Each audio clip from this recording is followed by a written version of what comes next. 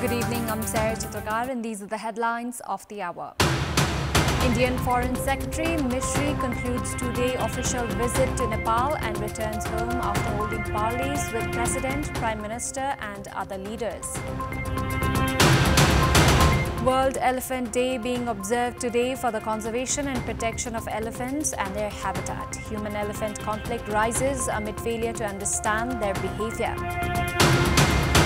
Thousands of residents being evacuated from their homes as large wildfires spread north of Athens, Greece. Residents of Marathon being moved to safety by the emergency services. And Church Boys united to clash against Paro FC tomorrow in the preliminary round of the AFC Challenge League. Match to kick off at 6 p.m. in Dashrath Stadium. India's newly appointed Foreign Secretary Bikram Misri had arrived Nepal upon the invitation of Foreign Secretary Sewa Lamsal and was engaged in courtesy calls and political meetings soon after landing in Kathmandu yesterday. Indian Foreign Secretary Misri has also invited Prime Minister KP Sharma Oli to visit India. Although he said that his visit to Nepal after his visit to Bhutan was just a continuation of high-level visits, this gesture by India after the formation of CPN-UML Nepali Congress-led coalition government has been seen as significant. Indian Foreign Secretary Bikram Misri met with the President, Prime Minister, leaders of the opposition and various ministers during his two-day visit to Nepal. Experts opine that since it was Misri's first visit from India after the formation of the CPN-UML Nepali Congress coalition government, he must have brought a message from India for the new government. Indian Foreign Secretary Misri was received at the Tribhuvan International Airport by Foreign Secretary Sewa Lamsal right after landing in Kathmandu at 10:15 a.m. on Sunday.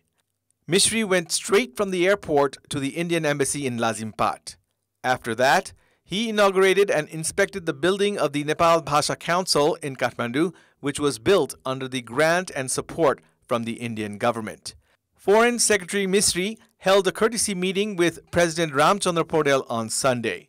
The two discussed on issues of bilateral interests and relations between the two countries and the need for Nepal and India to work together to reduce the impact of climate change. Likewise, Secretary Misri also paid courtesy calls to Prime Minister KP Sharma Oli on Sunday. During the formal meeting at the office of the Prime Minister in Singhadarbar, discussion was held on issues of bilateral interests. On the same occasion, the government of Nepal invited Indian Prime Minister Narendra Modi to visit Nepal. Secretary Misri then held discussions with Nepali Congress President and former Prime Minister Sherbahadur Deuba at his residence in Budalilkantha. After that, he held a meeting with Chairperson of CPN Maoist Center and former Prime Minister Pushpakamal Dahal at his residence in Kumaltar. On Monday morning, Indian Foreign Secretary Misri had a meeting with Deputy Prime Minister and Urban Development Minister Prakash Man Singh. He also met with another Deputy Prime Minister and Finance Minister Bishnu Prasad Paudel. The Secretariat of the Deputy Prime Minister said that the meeting dwelt on issues including development assistance, mutual benefit, and intensifying ongoing projects. Likewise, the Indian Foreign Secretary also met with Home Minister Ramesh Lekhak on Monday. After that, he had a courtesy meeting with Foreign Minister Arju Rana. On that occasion, Minister Rana urged neighboring India to provide additional routes to increase air connectivity. According to the Ministry of Foreign Affairs, during the meeting, Minister Rana had also urged India to take initiatives to establish more laboratories to test the quality of fruits and vegetables that are imported from India via the Nepal-India border transits. Likewise, she also raised the issue related to the completion of the remaining works of the Pancheshwar project. Foreign Secretary Lamsal organized a lunch on Monday to welcome Misri, who participated in the secretary-level meeting of the two countries.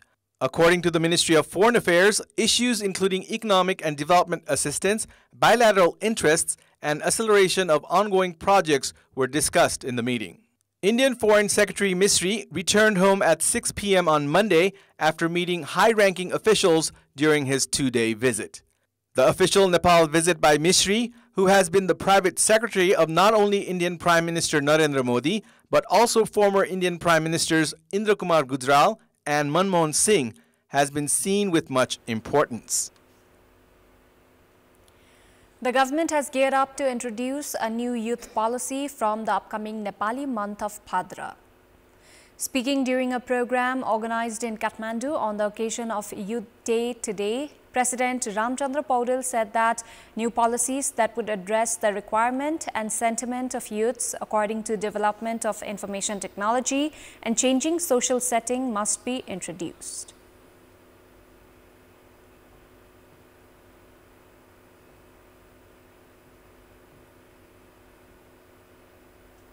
युवा जनशक्तिको कुरा गर्दा दिनानुदिन विदेश पलायन भइरहेको शक्तिलाई नेपालमै रोकेर राष्ट्र निर्माणमा कसरी प्रयोग गर्ने भन्ने कुरा आज धेरै गम्भीर बनेर आएको छ। हामीसँग यति धेरै प्राकृतिक सम्भावनाहरू छन्, तिनलाई समुचित ढंगले उपयोगमा ल्याउन सके नेपालले समृद्धिका लागि कतै भौतारिनु पर्ने छैन।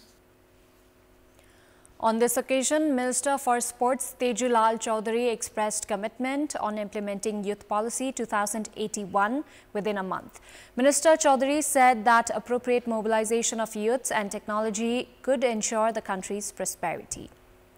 In our Public Voice segment, today we have asked youths in several provinces regarding their priorities for entrepreneurship. Let's take a look at what they had to say.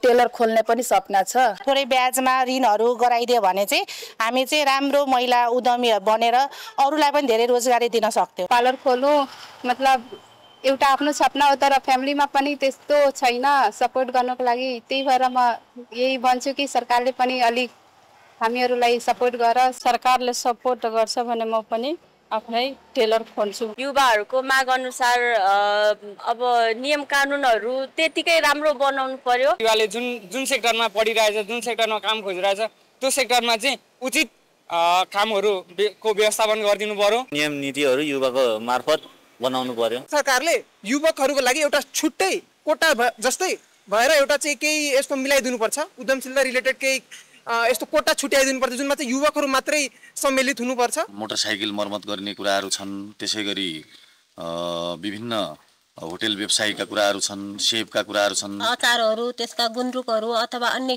विभिन्न किसिमका त्यसका आइटमहरु बनाएर चाहिँ बजारमा बेच्न सक्ने त्यस्ता कुराहरुमा चाहिँ सरकारले ध्यान दिनुपर्छ। इलेक्ट्रिक सम्बन्धीहरु तालिमहरु दिएपछि इलेक्ट्रिसियन आजभोलिका युवाहरु यसमा ठाउँहरुमा घरहरु पनि धेरै बनिरहेका हुन्छन्। कुखुराहरु पाल्ने प्रशस्त जग्गा जमिनहरु गाउँमा फालिएकै छ। भैँसी फर्महरु खोल्ने, उत्पादन गरिसकेपछि बजार हुनु पर्यो। कच्चा पदार्थहरु यसको चाहिँ उद्योग धन्दाका निम्ति सहज रूपले चाहिँ आपूर्तिका लागि चाहिँ सरकारबाट पनि व्यवस्था हुनुपर्छ। बाटोदेखि लिएर धेरै कुराको आवश्यकता पर्छ।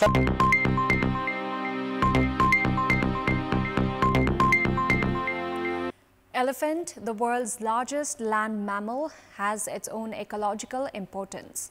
However, due to exploitation of its habitat and food, the species that holds cultural and symbolic meaning has become endangered. Efforts for conservation of elephants has contributed in increasing its number. However, human-elephant conflict has been rising amid failure to understand its behavior. This conflict has continued to claim lives of around 6 elephants and up to 30 humans in the country annually. Human beings have an age-old relationship with elephants that are up to 3 meters in height and weighs around 6 tons. People have coexisted with elephants for thousands of years. Elephants walk the path that was once paved by their ancestors. Like people, elephants too get agitated when their ancestral habitat, paths, and food are damaged and exploited. This has been attributed as the reason behind human-elephant conflict in settlements near forests. खानै पर्दैन हात्तीले त हात्ती त्यो 30-40 वटा बगाल हिँड्दियो भने सबै त्यो नष्ट भइहाल्छ। अनि प्रत्येक वर्ष हामी त सधैँ त्यो अब यसकारणले गर्दा हामी त लगभग खेतीपाती गर्नै छोडिसक्यौं। धान लगाएका छन्, त्यो धानको लागि रातभरि स्थानीयहरू टर्च बालेर आगो बालेर ड्युटी गरिरहनु परेको छ बाली जोगाउनको लागि। तथापि पनि हात्तीको बगालै आएर तिनी मान्छेहरू भाग्नु पर्छ अनि बालीहरू फेरि खाएर जाने गर्छ। Elephants have become confused after the forest where they wander have been exploited and turned into human settlements. Experts say that the conflict between humans and elephants has intensified due to people's behavior towards elephants. जंगलमा हात्ती पनि बस्ने त्यही ह्याबिटेटमा हामी पनि बस्ने भनेपछि समान एकै खालको ह्याबिटेट हामी मानवहरु पनि दुईटैले प्रयोग गरेको अवस्था छ के. There are around 300 local elephants in the country at the moment. Out of them, 120 to 150 elephants wander across the forest of Nepal and neighboring India. The tuskers that wander across the Tarai region arrive at Chitwan and Parsa national parks from India via Jhapa. Failure in understanding the traits of elephants that travel together in herd has further fueled to the conflict with people. 323 people have died in elephant attacks within 24 years since the year 2000, while 57 elephants have also been killed. 2 to 3 people used to die every year in elephant attacks in the past, while the number has now reached up to 20. Likewise, around 6 elephants are killed by people annually due to various reasons. अब वासस्थानलाई चाहिँ अतिक्रमण गरेको अवस्था चाहिँ मानिसले नबुझेको हुनाले र हात्ती देखिने बित्तिकै मानिसले चाहिँ त्यसलाई जिस्काउने अब हिर्काउने भगाउने जो प्रयास गरिरहेछन् हात्ती भन्दा पनि आफू शक्तिशाली भनेर त्यो वास्तवमा होइन. यसको चाहिँ पर्यावरणीय र चाहिँ यो धार्मिक सामाजिक सबै चाहिँ भ्यालु छ, त्यसलाई चाहिँ बुझ्न बुझाउन नसकेको कारणले गर्दाखेरि चाहिँ हात्तीबाट पनि मानवीय क्षति र मानिसबाट पनि हात्तीको चाहिँ क्षति हुने दुवै कुरो अगाडि बढिरहेछ. Elephants are usually calm in nature and do not simply attack people. However, people are being killed when elephants launch defensive attack while wandering their ancestors' path, searching for food and doing their breeding, and when people try to scare away or tease the tuskers. Majority of the people that have lost their lives in elephant attacks were at settlements that were at a distance of 500 to 1,000 meters from forest, or they had been attacked while they were working in the forest. We'll take a short break here. Time now for our segment, Public Pulse, where you text us with your opinion. Public Pulse. Before that, let's take a look at the result from yesterday's poll. Yesterday, we had asked, should there be statute of limitations for cases of corruption? Your options are, in fact, 50% voted for A, no, 11% for B, yes, and 39% for C, the corrupt must not be spared. And here's today's question. What's your take on two major parties, Congress and UML, splitting ministries in provincial governments for political share, although they have majority? Your options are A, mockery of good governance, B, continuity of instability, and C, provinces will be feeble. Voting is on. Type NEWS, select your option A, B or C and send it to 34001 to share your opinion with us. Time now for international update.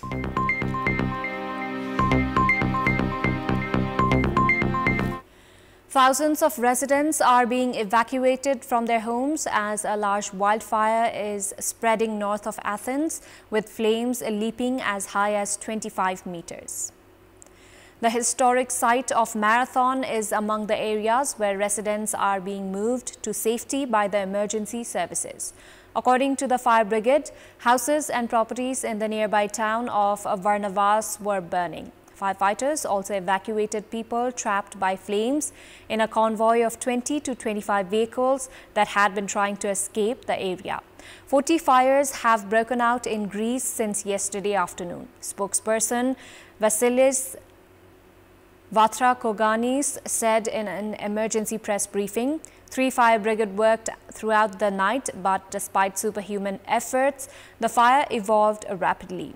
More than 500 firefighters and 150 vehicles have been deployed to help put out the flames. He said the fire was heading south to the village of Penteli, northeast of Athens, and at least 3 hospitals there have been evacuated. Greece has just experienced its hottest June and July on record.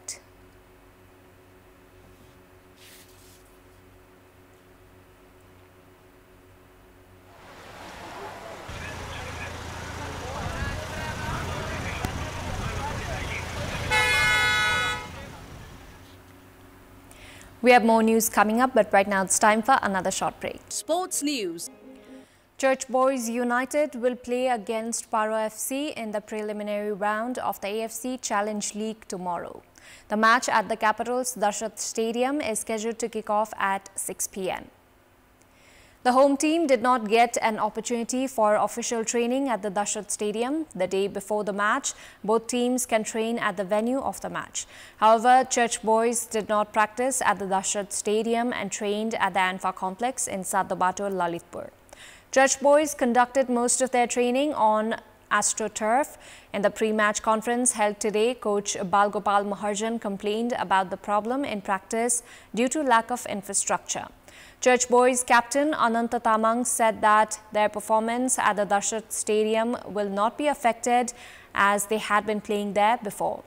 Meanwhile, Paro FC coach Pushpalal Sharma has criticized Nepal's pitches. Paro had reached the army ground at Bhadrakali for practice yesterday. As the field was not appropriate, the team had to practice at the Dashat Stadium. He expressed a dissatisfaction with the standard of the stadium. Japanese football star Keisuke Honda, who is associated with Paro FC, also said that Nepal's pitch was not up to the mark. Paro FC with 11 foreign players is a strong team. Meanwhile, Church Boys have 3 foreign players and majority of the players play for the national team. Paro suffered defeat against Machindra Club 3-2 in the first round of the AFC Cup at the Dashat Stadium last year.